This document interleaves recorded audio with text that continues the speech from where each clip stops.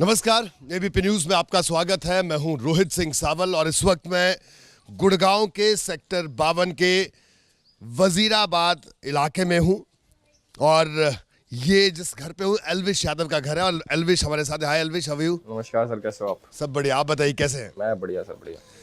तो Elvish Yadav social media की सनसनी, जाने पहचाने यूट्यूबर, लेकिन पिछले कुछ दिनों से विवादों में भी है। तो एल्विश यादव से आज बात करेंगे कि विवाद और विवादों से उनका क्या नाता है, और इसलिए हम इनके घर पे आए हैं क्योंकि एल्विश यादव को सोशल मीडिया पे जब हम देखते हैं तो एल्विश सोशल मीडिया पर जितनी रील्स मैंने भी देखी आपकी, तो बड़ी बड़ी गाड़ियाँ, वो गाड़ियाँ तो मुझे यहाँ नहीं दिखाई दे रही। कहाँ है वो गाड़ियाँ? सर एक पीछे उधर बाहर खड़ी है और एक प्लॉट में खड़ी है। और वो बस दो गाड़ियाँ हैं आपके पास? बस दो गाड़ियाँ हैं जी। हाँ जी। तो रील्स में तो हम कई गाड़ियाँ देखती हैं आपके, बड़ी महंगी महंगी गाड़ियों में एल्विश यादव घूम रहे हैं। नहीं, यार दोस्तों के पास है जी। ऐसा है, वो नहीं है कि सारी गाड़ियाँ अगर कहीं पे जाती है, मैं मीटअप में भी जाता हूँ, जरूरी नहीं है कि सारी गाड़ियाँ मेरी हैं। यार दोस्तों की गाड़ियाँ होती हैं। तो आइए आपसे बैठ के बात करें। जी प्लीज, वेलकम। तो एल्विश यहाँ कब से रह रहे हैं? इस घर पे कब से रह रहे हैं? मैं जी बाय बर्थ यहीं पे रहता हूँ। अच्छा, बचपन से यहीं पे है। जी जी जी जी। तो ये आपका घर है और घर पे और कौन कौन रहता है? घर पे रहते हैं जी, दादी रहती है मेरी, मेरे फादर साहब रहते हैं, मेरी मदर रहती हैं जी। और इस टाइम मेरे जिया जी और सिस्टर भी आ रखी हैं। तो चलिए एल्विश, आपसे बात करते हैं, आराम से बैठ के बात करें। तो एल्विश, अभी हम आपके इस गाँव में हैं और तो भी जब से आप अभी जमानत बेल हुई आपकी, जी जी जी। तो ये जो मामला था, ये जहरीले सांप के पॉइजन का, कि उसको आप रेव पार्टी में सप्लाई करते हैं, इस तरह के आरोप आप पर लगे जी। और अब वो आरोप तो अभी भी हैं, क्या कहेंगे उन आरोपों पर? नहीं सर, कानून पे पूरा भरोसा है, मैं न्यायपालिका पे पूरा भरोसा है। तो जो भी होगा, वैसे तो पता ही लग ही जाता, तो जो करेंगे सही करेंगे, हमारे हक में करेंगे। लेकिन ऐसा हुआ क्या एल्विश जो इस तरह के आरोप लग गए? यही नहीं समझ पाए जी क्या हो गया जो ये वाले आरोप लग गए। मैं तो बॉम्बे था जिस दिन की ये घटना है, अगले दिन सिर्फ न्यूज़ में ही पढ़ा मैंने कि ऐसे ऐसे हो गया। तब से बीच में 5 महीने कुछ हुआ नहीं, मगर जी पता नहीं क्या हुआ। फिर एक दिन अचानक से देखा आप लोगों ने न्यूज़ बनाई थी। नहीं, लेकिन आपके पहले वीडियो आए सांप के साथ, कई रील्स थी आपकी ऐसी, जी जी जी। और उसके बाद ये आरोप लगे कि रेव पार्टी में जो जहर है नशे के लिए सप्लाई करते हैं एल्विश यादव। देखो जी, जो वो वीडियो आप लोग देखते हो जिसमें गले में सांप है, वो तो सबको दिखती है। वो एक्चुअली जो फाजिलपुरिया भाई हैं, जिनका एक गाना लड़की ब्यूटीफुल करके चुल, उनका एक और गाना है 32 बोर, अभी भी यूट्यूब पे मिल जाएगा आपको, उस पर जाके देखोगे, उसमें सांपों के सीन है। तो उसी वीडियो का जो वो बनता है, व्लॉग बनता है या फिर BTS बोल लो, शूट के पीछे क्या होता है, वो तब की शूट है जी जी। वो गाने का शूट है जो आप वो कह रहे हो कि जहर सप्लाई कर दिया, ये कर दिया, वो एक्चुअली में एक गाना है जो कि अभी भी यूट्यूब पे मौजूद है, आप लोग देख सकते हो 32 बोर के नाम से। एल्विश, जो आपको हम सोशल मीडिया पे देखते हैं, आपके इंस्टा पे देखते हैं, उससे और जो भी मैं अभी आपके घर आया, मैंने आपका घर देखा इससे पहले भी, तो बिल्कुल सामान्य परिवार है, जैसे आम परिवेश में लोग जीते हैं। लेकिन सोशल मीडिया पर जिस तरह से आप फेमस हुए और उसके बाद ये भी कहा गया कि आपको गुस्सा बहुत आता, आप चलते चलते किसी को थप्पड़ मार देते हो। नहीं जी, देखो ऐसा कुछ नहीं होता कि अपने आप इंसान कोई चलते चलते थप्पड़ मार दिया। सामने वाले ने कोई टिप्पणी करी होगी जो उस टाइम पे एकदम से दिल को छू गई या फिर पता नहीं क्या दिमाग को टच कर गई, तो उस हिसाब से सबको गुस्सा आता है। बस हम जब गुस्सा करते हैं तो थोड़ा हाईलाइट हो जाता है, बस ये फ़र्क है जी। ना तो आपने भी खूब लड़ाई करी होगी बचपन में, हमारी एज में करी होगी, आपका कभी हाईलाइट नहीं होगा, हमारा देखो कैसा हाईलाइट हो रहा। तो एल्विश ये बताइए कि अभी तक तो आपने ग्लैमर देखा, इस पूरी एक सेलिब्रिटी हैं आप, सेलिब्रिटी होने का आपने वो तमाम चीज़ें जी। अभी जब आरोप लगे तो किस तरह से ज़िंदगी बदली?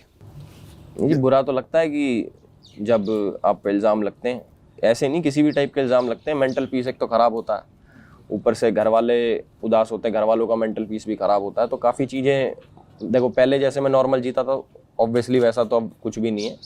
बस वही है, धीरे धीरे टाइम के साथ अपने आप को अडेप्ट कर रहे हैं और जितना जल्दी अपना ये न्यायपालिका पे हमें भरोसा है जी, वो जो फैसला सुनाएगी हमें मंजूर है। तो अभी आजकल क्या कर रहे हैं आप? कोई नए प्रोजेक्ट्स आपके चल रहे हैं? जी जी जी, अभी मैं मुंबई था, वहाँ पे अपना प्लेग्राउंड 3 का शूट चल रहा है। अभी शो एक्सटेंड भी हो गया कि काफ़ी अच्छा परफॉर्म कर रहे हैं हम लोग, तो उसी में लगे पड़े हैं अभी। जी जी। और पढ़ाई पूरी हो गई, आगे करनी है, क्या सोचा है? नहीं, मैं ग्रेजुएटेड हूँ हंसराज कॉलेज से, BCom ऑनर्स मैंने कर रखा है। तो अभी मेरे को नीड नहीं लगी कि मुझे आगे पढ़ना चाहिए, क्योंकि मेरे हिसाब से मैं कोई जॉब वगैरह शायद नहीं करूँ, बट हाँ मैं अभी कल परसों सोच रहा था कि CGL का एग्ज़ाम एक बार दे के देखते कौन सी रैंक आती है, बस ये सब मन में चलता है, वैसे प्रॉपर पढ़ाई का नहीं चलता। जी, इतनी छोटी उम्र में आपने इतना नाम कमाया और उसका अभी आरोप भी लग गए, तो आपके जो दोस्त हैं या आसपास के लोग हैं, तो अभी सब नॉर्मल है उनके साथ भी, या हुआ वक्त कि जब ऐसा दौर आया वो सब छोड़ के चले गए साथ? नहीं जी, सब साथ में, और कुछ चेंज भी नहीं हुआ क्योंकि उनको भी पता है कि मैं किस टाइप का हूँ, स्टार्टिंग से जानते हैं मेरे को, आरोप क्या है क्या नहीं है, उनको सारी चीज़ें पता है, और सब साथ में फेस कर रहे हैं, अच्छा टाइम भी बुरा टाइम भी। जी, तो एल्विश ये बताइए कि इस जब 6 दिन आप हिरासत में रहे, आप 6 दिन, उन 6 दिनों की बात बताइए, उन 6 दिनों में एल्विश यादव ने क्या सोचा? नहीं, सबसे पहले तो जी देखो, मुझे तो पता ही नहीं लगा कि ये क्या हो गया। जब जेल में था मैं, तो पहले 2-3 दिन तो बिलीव करने में लग गए कि मैं सच में जेल में हूँ, क्योंकि मैंने कभी सोची नहीं थी कि मैं कभी जेल में आऊँगा, और जो मेरा पर्सपेक्टिव था जेल को लेके कि ऐसा होता है वैसा होता है, तो उसको हजम करने में मेरे को 2-3 दिन लग गए। बाकी तो देखो, भगवान ने चाहा था 7 दिन रह के आ गए, अब भगवान चाहेगा तो बाहर भी रहेंगे। तो आप जब 6 दिन आप रहे, तो आपको ऐसा कोई एहसास हुआ कि आपने कुछ गलत किया या आपके साथ गलत हो गया? आप तो कह रहे हैं आपके साथ गलत हुआ है। मैं तो आज भी कह रहा हूँ हमारे साथ ही गलत हो गया। हमने गलत क्यों गलत करूँगा मैं, मुझे तो ये समझ नहीं आ रही। और ये जो जितने भी आरोप लग रखे हैं साफ पाप के, दूर दूर तक कोई लेना देना नहीं मेरा दिन से, कोई लेना देना नहीं। तो ये कोई दुश्मनी है एल्विश यादव से किसी को, या क्या है? देखो, मेरे को किसी ने बोला कि जब आप कामयाबी की सीढ़ी चढ़ते हो तो आपके चाहने वाले भी बढ़ते हैं, आपके ना चाहने वाले भी बढ़ते हैं। तो ये तो मैं बता नहीं सकता कि कौन पीछे लग गया मेरे, कौन नहीं लगा, बट यही है कि ऊपर वाला सारी चीज़ देख रहा है, अपने हिसाब से सारी चीज़ें करेगा, और न्यायपालिका अपने हिसाब से करेगी। जी, आपके पिता भी यहाँ पर मौजूद हैं, इनसे भी हम बात करें। अब आप बैठे रहिए, उनसे हम बात करेंगे। इधर आ जाएंगे आप, ये आ जाइए, मुड़ा लेके आ जाइए, यहाँ बैठिए। यहाँ आप बताइए कि जो ये सब कुछ हुआ, आप अभी आप स्कूल में पढ़ाते हैं? यहीं गुड़गांव में? हाँ, सोना है जी मेरा गांव, दमदमा। तो एल्विश यादव जब OTT बिग बॉस का विनर बना, आपको बहुत खुशी हुई होगी, जाहिर सी बात है। हाँ, नेचुरल, एक पिता को खुशी तो होती है। अब ये जो मुश्किल का दौर चल रहा है, एल्विश अभी भी हमसे भी बात कह रहे हैं, हालांकि वो कह रहे हैं न्यायपालिका पर भरोसा है, और वो कह रहे हैं कि गलत तरीके से कोई उनके पीछे लग गया या क्या है, उनका ये कहना है। ये तो जी जिसने किया उसको वो ज़्यादा बता सकता है, बाकी ये बिल्कुल सच्चाई है कि इसमें हमारा दूर दूर तक कोई भी मेरे बेटे का, हमारे परिवार का ऐसा वो है ही नहीं, कि इतिहास ही नहीं है कि इस तरह के काम करेंगे हम। किसने किया, क्यों किया है, क्यों हमारी लाइफ में आया, वो डिस्टर्ब कर दिया उसने सब कुछ, तो हमें पता है ना कितनी डिस्टर्ब लाइफ हो गई है हमारी। बाकी जितने हम इस केस से प्रताड़ित हो रहे हैं, शायद वही है, लड़के वाली बात है। मैं बार बार कहता हूँ कि जिसने भी किया है, जो भी है, नाम सबको पता है कि उसका पीछा नहीं छूटेगा बद्दुआओं से हमेशा। जब जब वो हर बार जन्म लेगा ना, उसकी बद्दुआएं पीछा करती रहेगी हमारी।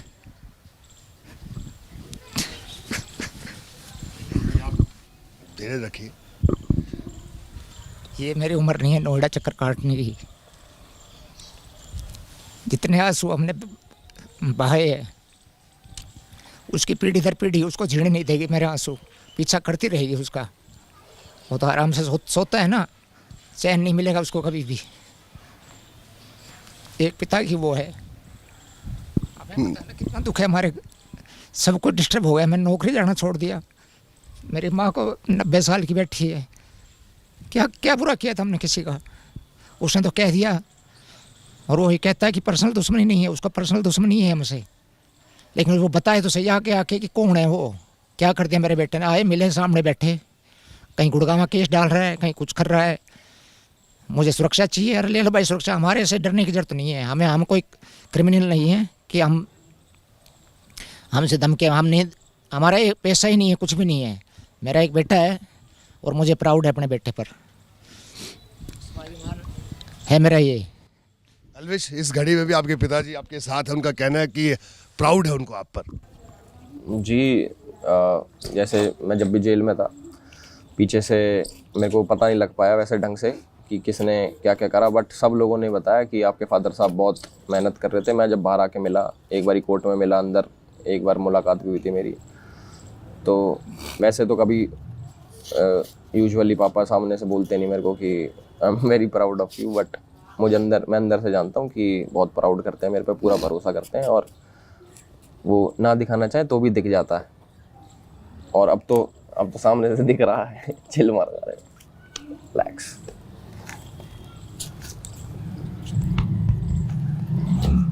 तो अलविश, खैर मुश्किल दौर है आपके लिए, जाहिर सी बात है। और जिसे कहते हैं कि सेलिब्रिटी होना, उसके फ़ायदे हैं तो उसके नुकसान भी हैं इस तरह के कि आप सामान्य आदमी की तरह ज़िंदगी नहीं जी पाते हैं। ना जी, देखो अब तो नुकसान ज़्यादा लग रहे हैं मुझे, फ़ायदे तो क्या ही हुए हैं लाइफ में। अब तो नुकसान ही नुकसान आ गए, चाहे फाइनेंशियली हो चाहे मेंटली हो। मेंटली ज़्यादा प्रेफर करता हूँ मैं कि मेंटली हमारा ज़्यादा लॉस हुआ है, पेरेंट्स का, मेरा, और जितने मेरे यार दोस्त हैं उनका भी, और जो भी चाहने वाले हैं हमारे, उनका भी खूब मेंटल पीस ख़राब हो रहा है। और सारी चीज़ें बेफालतू में हो रही हैं। मतलब कुछ ऐसा हो कि करा भी हो कुछ, तब तो भुगते भी, जब नहीं करा तब ये हाल है, तो सोचो कर देते तो क्या हो जाता।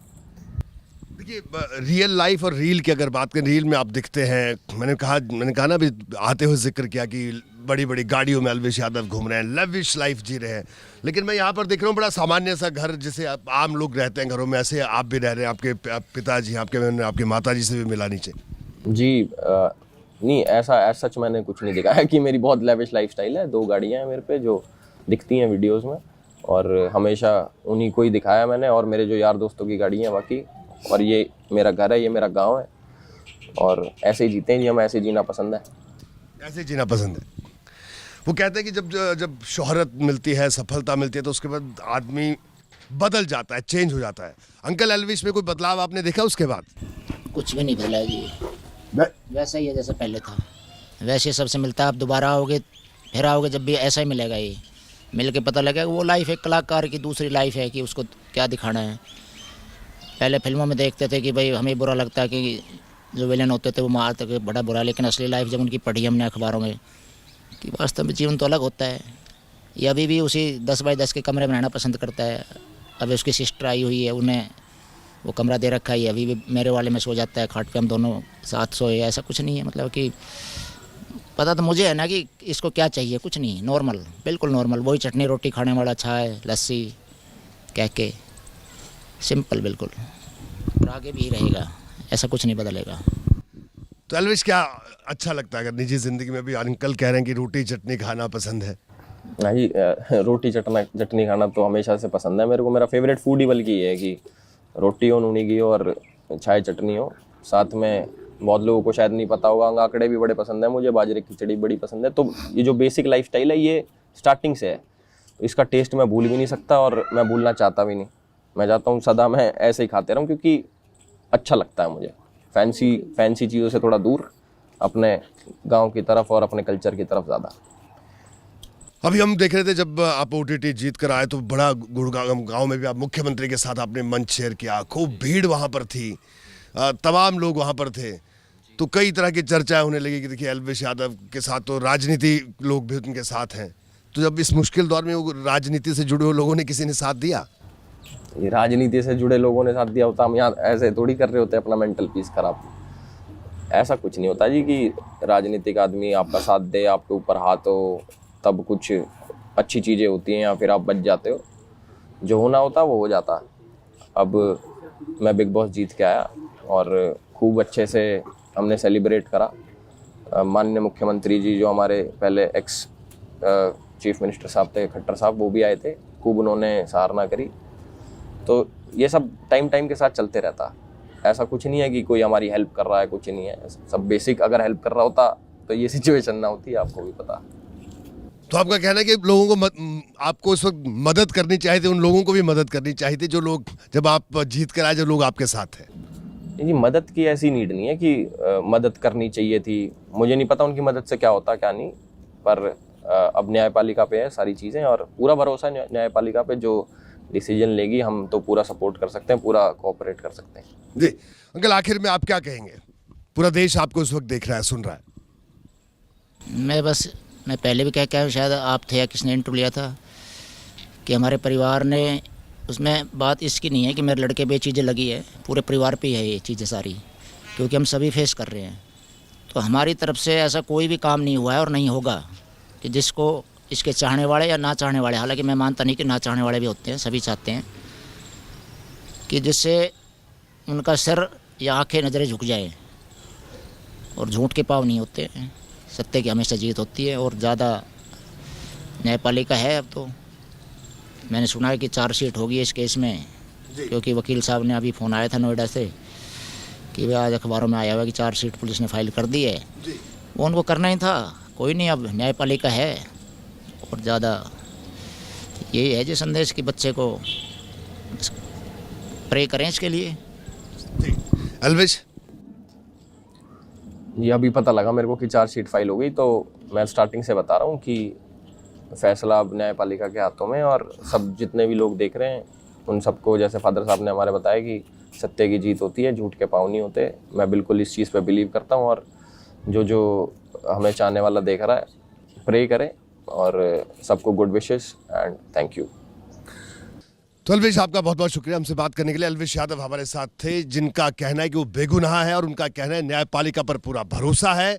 और वो ये कह रहे हैं कि उनकी बेगुनाही साबित होगी। और उनका ये भी कहना है कि जो लोग कुछ लोग हैं जो उनका अच्छा नहीं चाहते, शायद उन्हीं लोगों की वजह से ये स्थिति आज पैदा हुई है। तो हमारी खास पेशकश में इतना ही, दीजिए इजाजत, नमस्कार।